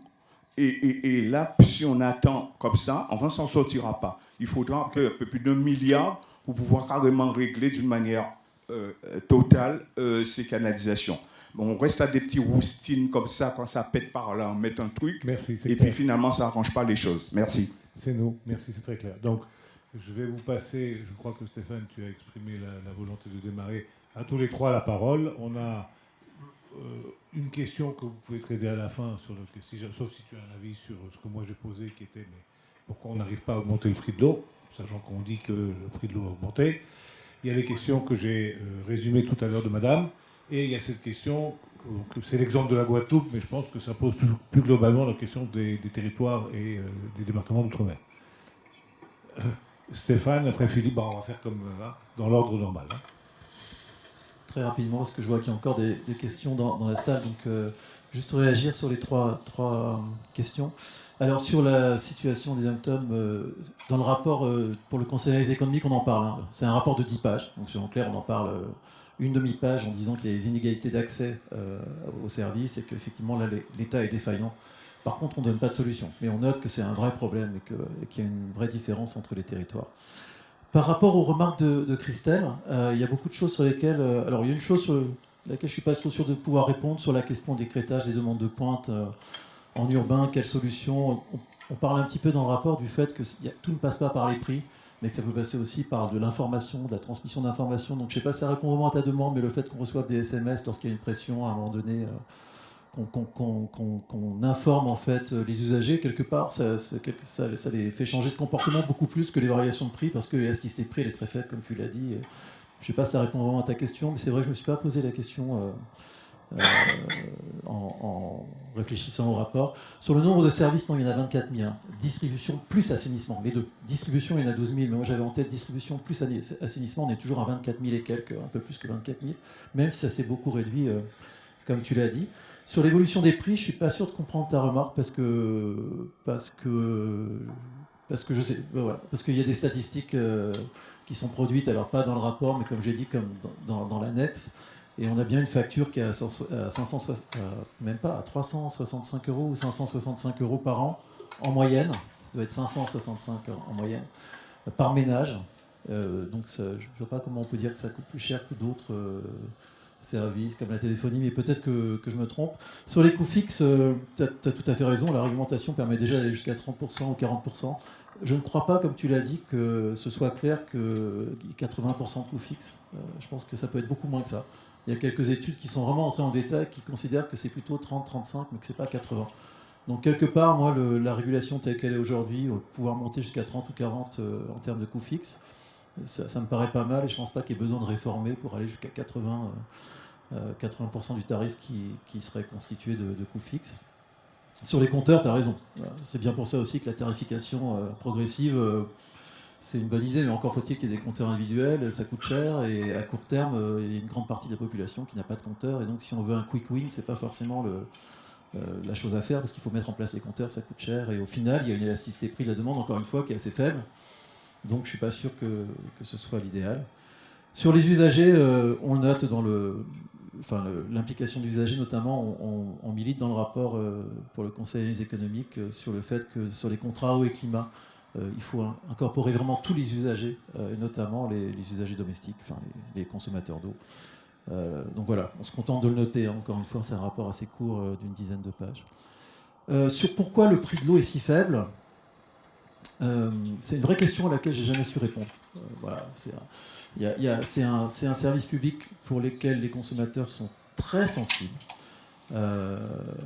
Donc voilà, dès qu'on parle de faire évoluer le prix de l'eau, ça pose un problème. En même temps, l'élasticité prix elle est faible. En même temps, la facture moyenne, c'est une moyenne, hein, elle est plutôt faible, mais c'est une moyenne. Encore une fois, il peut y avoir des écarts types importants et des ménages qui sont vraiment à 3% de leurs revenus disponibles quand on regarde la facture d'eau. Donc cette moyenne, voilà, il faut tenir compte du fait qu'il y a des écarts types importants. Mais ça reste une décision locale, hein. D'ailleurs comme la part fixe, ça reste une décision locale, c'est le résultat, quand il y a une délégation de service public, en tout cas de la réponse à l'appel d'offres, de la phase de négociation, ça reste une décision locale, et les élus locaux, en fait, peut-être que je me trompe, mais un réseau qui fuit, ça se voit pas. Enfin, c'est pas comme une route ou un réseau bien apparent où on voit que ça se dégrade, là ça se voit pas. Bon, c'est pas forcément une priorité pour les prochaines élections. Enfin, voilà, donc peut-être que je me trompe, mais j'ai pas de réponse définitive là-dessus. Je suis sûr que Philippe conteste le contrat. Il ne sera pas d'accord sur tout ce que je viens de dire. Oui, rapidement, pour peut-être laisser la place aussi à d'autres questions. D'abord, monsieur, sur la Guadeloupe, je partage ce que vous dites, effectivement, sur la situation difficile qu'il y a en Guadeloupe, qu'il y a aussi en Martinique, qu'il y a aussi à Mayotte. Il se trouve que j'étais en Guadeloupe il y a 6 mois pour justement autour de ces sujets de l'eau. Et effectivement, il y a des vrais enjeux de gouvernance, d'accompagnement du syndicat mixte qui gère la distribution de l'eau. Et je voudrais juste rappeler qu'il y a un plan Automne qui est en place depuis plusieurs années avec des millions d'euros qui sont mis à disposition de ces territoires ultramarins pour justement investir sur les réseaux, sur les unités de distribution. Et il y a un vrai sujet qui est aussi le modèle de financement. Il y a beaucoup de ménages qui ne payent plus leurs factures parce qu'ils n'ont plus un accès à l'eau finalement de qualité et de façon pérenne. Donc il y a aussi un modèle à re-questionner et sans doute un investissement d'entrée à faire pour arriver à remettre en état les réseaux et avoir une distribution et du coup avoir un modèle qui se réenclenche de façon pérenne avec des factures d'eau qui sont payées, mais avec une eau qui du coup est bien distribuée en contrepartie de ces factures d'eau payées. Donc il y a des financements qui qui sont à la clé. Il y a des lois spéciales même qui sont organisées pour gérer ces sujets de l'eau sur Mayotte, sur la Martinique ou autres qui sont envisagés. Je dirais que le sujet il est connu et il y a des investissements qui sont organisés. Moi je reviens juste sur quelques autres points. Il y a quand même un concept qu'on n'a pas évoqué, c'est la tarification sociale. C'est-à-dire que derrière cette augmentation de la facture, derrière éventuellement une tarification progressive, quelle qu'elle soit, ou incitative, moi je préfère le mot incitatif parce qu'effectivement il y a... derrière tout ça, il faut quand même asseoir une tarification sociale. Et pour asseoir cette tarification sociale, il y a un enjeu de connaissance de la composition des ménages, de croisement des bases de données. C'est pas si simple pour les collectivités de connaître aujourd'hui, typiquement, les ménages, enfin la composition du ménage qui était servi par tel compteur ou tel compteur. Et donc ça, il y a des vrais enjeux, il y a des expériences qui sont en cours. Je pense à la communauté urbaine de Bordeaux qui travaille là-dessus avec des choses qui s'organisent. Mais c'est pas si simple que ça en fait sur le papier à organiser et à mettre en œuvre. Donc voilà, ça passe. Il y a un travail avec la Caisse nationale d'allocation familiale. Voilà, il y a tout ça qui s'organise, mais c'est pas si simple. Et je voudrais que systématiquement en fait, à côté de cette augmentation à venir nécessaire de mon point de vue de la facture d'eau, il faut qu'on essaye de voir aussi comment on stabilise, on organise une tarification sociale pour ceux qui sont le plus en difficulté. De mon point de vue, alors je ne sais pas non plus pourquoi la facture d'eau n'a pas augmenté depuis des années, je ne sais pas non plus pourquoi elle est aujourd'hui à cette hauteur-là, pourquoi finalement le gap de 4 milliards sur la rénovation des réseaux, il est connu quand même aussi depuis plusieurs années, pourquoi il n'a pas été pris en charge par certaines collectivités. Je pense qu'il faut aussi regarder peut-être collectivité par collectivité, tout le monde n'est pas à mettre dans le même tout. En tout cas, ce qui est inéluctable pour moi, c'est qu'avec les enjeux de la révision de la directive eaux résiduaires urbaines, avec ces enjeux de traitement tertiaire, quaternaire, selon les différents cas de figure, ou de renforcement même sur les traitements secondaires, avec ces enjeux-là, il va inéluctablement y avoir un besoin pour les collectivités d'augmenter la facture d'eau, parce qu'il y aura un reste à charge qui leur incombera, y compris même sur le traitement quaternaire. Ce n'est pas la responsabilité élargie des producteurs qui va couvrir 100% des coûts. Donc il y aura bien un reste à charge qui leur incombera. Et donc inéluctablement, pour augmenter la qualité et pour prendre en compte les nouveaux enjeux de qualité de micropollution, par exemple, il faudra augmenter cette facture. Et donc ce sera l'occasion, je pense, aussi de re-questionner plus largement le modèle, et y compris la question de la rénovation des réseaux qui sera posée.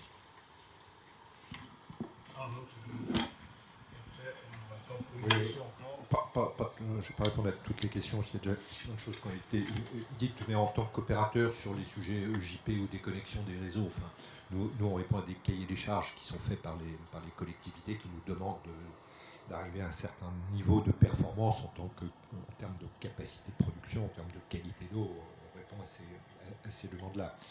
Sur le sujet de la tarification au volume, enfin, si on en a parlé, hein, moi, j'appelle à une décorrélation des volumes et de la rémunération. Pas forcément une décorrélation complète. Moi, j'ai travaillé à une époque en Argentine. Il y a des modèles de tarification très différents des nôtres. Hein. Quand vous êtes à Buenos Aires, votre facture d'eau, elle est forfaitaire. Vous savez au 1er janvier combien vous paierez au 31 décembre. Puisqu'en fait, la facture d'eau, elle est calibrée par rapport à la superficie du terrain, la superficie du bâti sur ce terrain et le nombre de points d'eau. Voilà. C'est ça qui va définir ce que l'abonné paiera, ce qui est un système qui a le mérite d'être extrêmement simple en termes de gestion, hein, parce que les factures sont faciles à émettre. Ça a juste une conséquence très directe, c'est que les habitants de Buenos Aires consomment entre 500 et 600 litres par jour par habitant. Voilà. Donc il n'y a plus aucun frein à la consommation d'eau. Donc c'est d'ailleurs des modèles intéressants à analyser quand on se pose ces questions-là. Et puis, je ne résiste pas quand même sur la question pourquoi est-ce que le prix de l'eau n'augmente pas en France. Il me semble que... je rappelle que le contrat, il n'est pas signé avec l'usager. Le contrat, il est signé avec les collectivités. Et il est évident que les collectivités n'aiment pas beaucoup annoncé à leurs usagers qu'il va y avoir une augmentation du tarif de l'eau. Ça a déjà été un peu dit, mais enfin, très franchement, un élu préférera toujours aller inaugurer une école maternelle, une médiathèque, même un tronçon routier, plutôt que la nouvelle file de traitement tertiaire sur la station d'épuration. Il n'y a pas de question à se poser là-dessus. Et c'est ça qui est un petit peu embêtant, parce qu'on voit bien effectivement dans toutes les enquêtes d'opinion que les gens seraient assez prêts à accepter une augmentation modérée.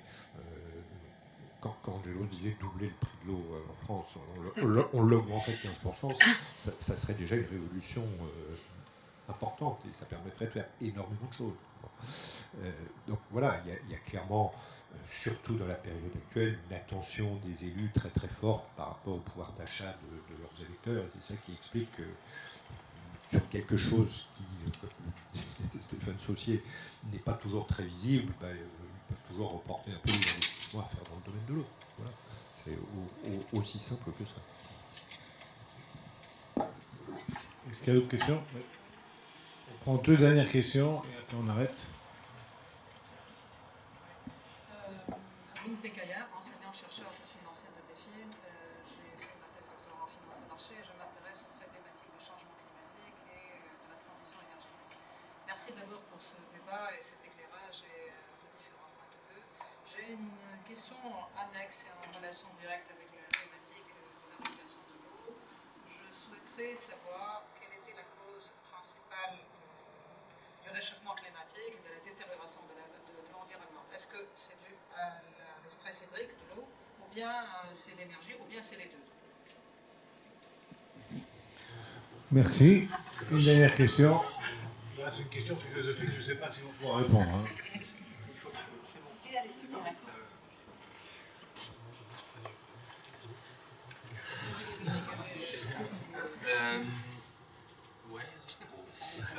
Merci beaucoup pour ce petit débat. Je pense que c'est une super initiative. Et puis, je salue aussi la formation de l'Institut d'économie de l'eau, qui, je pense, faire beaucoup de bien justement à toutes ces réflexions-là. Alors moi, je suis délégué général de la FENARIV, qui est la fédération qui représente les industriels utilisateurs d'eau. Et pour rebondir à ce que vous disiez, quel est l'obstacle en fait, ça fait 1 an et demi que je vois un peu dans l'intérieur comment fonctionnent ces choses-là. Je n'ai pas beaucoup d'expérience, mais je pense que en fait, ça m'a fait penser à une discussion que j'avais avec Régis. Il y a des gens. Ah, attendez. Non, mais c'est ce qui compte, c'est pas ce qui passe dans la salle. C'est ce qui passera après. Ah, d'accord. Okay. J'ai discuté avec Régis Banquier, qui est présidente de Carcassonne Aglo, et qui parlait du courage politique. Alors, c'est un sujet qui est très général et c'est un peu mettre un pavé dans la mare, mais je pense que quand on parle de la redevance pour pollution diffuse, qui est une discussion qui a été très longue, qui n'a finalement pas abouti. Monique Barbu s'était exprimée au dernier comité national de l'eau pour dire qu'elle était déçue que ce n'est pas abouti. Alors si on pense que le ministre a réussi à faire aboutir ça, bon, je sais que les travaux avancent, et que notamment avance et Mazda aussi, mais ça pose des quesons, pareil pour le groupe national captage, qui s'est mis en pause et qui maintenant va reprendre, mais ça pose une question de courage politique pour mettre en œuvre ces choses qui notamment devaient financer le plan. Et donc, juste la question, parce que sinon... Non, c'était plus une remarque générale. D'accord. En fait, parce que justement... En fait, dans un débat de questions-réponses, si on n'a pas de questions, ça devient... Non, parce que j'aimerais avoir votre réaction justement à cette inquiétude des acteurs économiques. Donc, c'était plutôt ça la question. Comment on gère cette inquiétude des acteurs économiques? Parce que j'ai l'impression qu'il y a une inquiétude qui est à la fois justifiée, à la fois pas justifiée.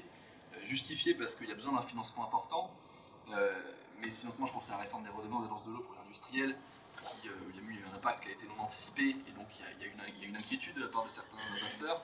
Pour l'agriculture, il y a quand même une souveraineté alimentaire, il y a des vrais sujets derrière l'économie, mais en même temps, il faut faire une transition du système agricole. Donc comment on accompagne ces acteurs?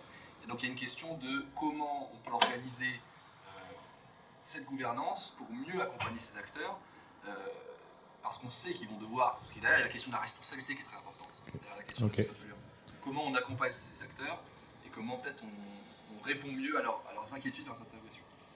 Je vous donne 1 minute chacun pour conclure et on arrête là. Bon.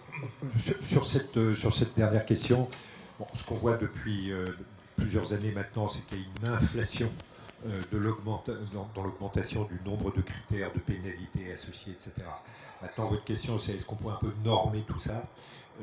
Dans l'absolu, où moi je serais assez favorable à ça, ça va juste se heurter à un principe qui est le principe de libre administration des collectivités locales, qui est un principe constitutionnel, l'article 72 de la Constitution, et les collectivités sont très jalouses de ça. Par contre, il y a quand même une forme de normalisation qui se fait dans la mesure où les cahiers des charges sont essentiellement écrits par les bureaux d'études, les bureaux d'ingénierie qui travaillent pour les collectivités, qu'il n'y en a pas non plus des centaines, et que finalement, il finit par y avoir des espèces de contrats presque un peu des contrats types. En une minute, du coup, je vais prendre la deuxième question et je laisserai la première à mon voisin de gauche. Sur le courage politique, la redevance pour pollution diffuse et l'inquiétude des industriels et des usagers en général, je pense que l'économiste vous dirait à un moment donné, il y a un instrument, un objectif. Le prix, c'est un instrument incitatif pour changer les comportements, pour aller vers plus de sobriété. Ensuite, que ça coûte, qu'il y ait des problèmes, qu'il y ait besoin de tarification sociale, par exemple.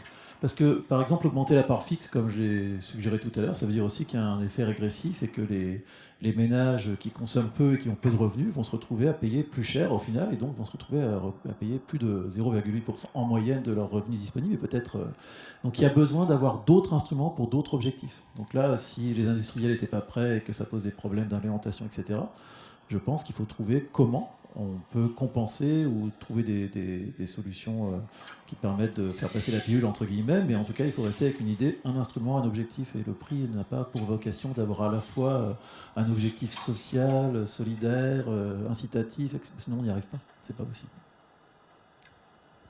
Oui, et puis il faut regarder aussi peut-être sur le sujet qu'il n'y a pas que les ménages qui consomment l'eau distribuée, mais il y a aussi effectivement des commerçants, des artisans, des petits industriels, et qui du coup, sur lesquels l'incidence prix peut avoir un effet non négligeable. Et du coup, la question la plus difficile, merci de l'avoir posée. En fait, la cause principale de ces enjeux sur la réduction, la raréfaction de la ressource, il est quand même principalement lié à la cause du changement climatique, donc aux émissions de gaz à effet de serre, qui induit un réchauffement. Ce réchauffement induit alors une évapotranspiration plus importante, une sécheresse des sols et surtout une inégale répartition désormais de la pluviométrie dans le temps. On reste toujours à pluviométrie constante parce que voilà, on est dans un système fermé, mais en tout cas à pluviométrie constante, une inégale répartition tout au long de l'année et des vrais pics de pluviométrie qui vont entraîner des enjeux d'inondation. On a beaucoup parlé là dans le grand cycle de l'eau du manque d'eau, mais en fait il va falloir aussi qu'on sache gérer collectivement avec les mêmes gouvernances en place le sujet de la prévention des inondations et de la gestion de ces inondations-là et de ces surplus d'eau, dont certains aujourd'hui, du reste quand il tombe autant d'eau, voudraient en capter une partie non négligeable, ce qui n'est pas non plus quelque chose de complètement idiot sur le papier. Il y a bien effectivement toute cette eau qui, pour certains, va à la mer et qui est perdue. Elle a aussi quand même des enjeux à être en partie éventuellement stockée, partiellement. En tout cas, moi, je pense que c'est un modèle à construire. Donc, une inégale répartition de l'eau tout au long de l'année, qui fait qu'effectivement, on va devoir gérer des à-coups d'eau très importants, des inondations, et ces sécheresses. Donc voilà, je ne sais pas quoi répondre de plus, madame, à votre question, mais voilà, la base, elle est là. Tout vient des émissions de gaz à effet de serre et de la régulation qu'il faut qu'on a organisée de ces émissions de gaz à effet de serre. Bien. Merci à tous, merci à nos intervenants et aux nombreuses prises de position, questions qui ont permis d'avoir un peu de dynamique matinale. Merci d'être présent. Je passe la parole à mon camarade Éric Bousseau, le directeur académique de la chaire, pour une petite conclusion et une félicitation de cet excellent panel. Effectivement, je voudrais remercier les intervenants. Merci beaucoup pour votre compétence et pour avoir partagé avec nous vos analyses convergentes de la situation. Je pense que d'ailleurs, un des points qui est ressorti, qui était posé au départ notamment par Stéphane et aussi par le titre de la conférence, renvoie à la question de la gouvernance. En fait, on voit bien que les questions de courage politique, les questions de partage d'informations, etc., ce sont des questions de gouvernance. On a probablement autour de l'eau, du modèle de l'eau, une gouvernance beaucoup trop fragmentée, avec justement une absence de partage d'informations sur les solutions, une absence d'existence de l'information complète qui permet de modéliser les problèmes et d'y répondre de manière spécifique, hein, ça a été évoqué. Et par ailleurs, effectivement, on sait aussi que l'intérêt d'un régulateur national, par exemple, c'est que précisément, il permet de créer ce genre de dispositif où on partage l'information, on fait de la comparaison entre les solutions qui sont implémentées localement, et ça permet de mettre en évidence que certaines solutions marchent mieux que d'autres. C'est un modèle qui marche relativement bien dans le transport, par exemple, hein, même si au départ les acteurs des écosystèmes de transport étaient très réservés sur l'idée d'un régulateur national. Finalement, ce genre de choses, on le voit dans les travaux de la chaire, on le voit quand on fait des comparaisons internationales, c'est un des rôles des régulateurs. Voilà, donc merci beaucoup, merci Angelos bien sûr pour cette magnifique modération, comme d'habitude. Et je voudrais juste vous retenir 1 minute de plus pour annoncer les 2 prochains événements de la chaire. Donc le prochain petit déjeuner de la chaire, il aura lieu le 18 juin et il sera autour des enjeux d'électrification des usages. On sait qu'un des problèmes aujourd'hui autour de la question du changement climatique et du changement du modèle de production énergétique ou de consommation énergétique, c'est d'électrifier les usages et on est en retard dans l'électrification des usages, qui pose d'énormes problèmes, par exemple aux constructeurs automobiles, parce qu'ils ont été trop vite d'une certaine manière. Enfin, ils ont essayé de viser les objectifs qui leur ont été assignés, et derrière, eh bien, les ménages n'électrifient pas leur mobilité, et puis plein d'autres sujets comme ça. Donc, on va parler de ça le 18 juin, et comme à l'habitude, évidemment, hein, c'est des sujets qui pourraient permettre d'organiser des conférences qui durent des semaines pour traiter tout, mais on sera à nouveau focalisé sur ces questions de gouvernance. Et puis, de manière plus rapprochée, le prochain événement de la chaire aura lieu le 15 avril, une conférence co-organisée avec le Network of Economic Regulators de l'OCDE, qui aura lieu ici à Dauphine. Et là, justement, on parlait tout à l'heure justement de transparence, de données, etc., pour modéliser les problèmes. On traitera en fait de ces sujets avec des régulateurs dans différents secteurs et dans différents pays OCDE et non OCDE d'ailleurs, sur la manière en fait dont l'usage des données, le partage des données, l'usage des outils d'AI, etc., permet en fait d'assurer la résilience des réseaux. Hein, le changement climatique pose de nombreux problèmes sur la résilience des réseaux, qui sont d'une manière générale les réseaux d'eau, bien entendu, on l'a évoqué ce matin, mais les réseaux électriques, les réseaux de transport, etc. Et tous ces secteurs de utilities en fait sont concernés par des conséquences importantes du changement climatique. Et on se posera en particulier ce matin-là la question de savoir comment justement les régulateurs peuvent contribuer en collectant des données, en les utilisant, en les partageant avec les parties prenantes, à assurer une meilleure résilience des réseaux. Voilà. On traitera aussi de la manière dont le numérique, par ailleurs, est aussi un enjeu de résilience, hein, puisque effectivement, ce partage généralisé d'informations, etc., génère aussi des risques et des vulnérabilités. Voilà, donc on évoquera tous ces problèmes-là le 15 avril au matin. Et merci.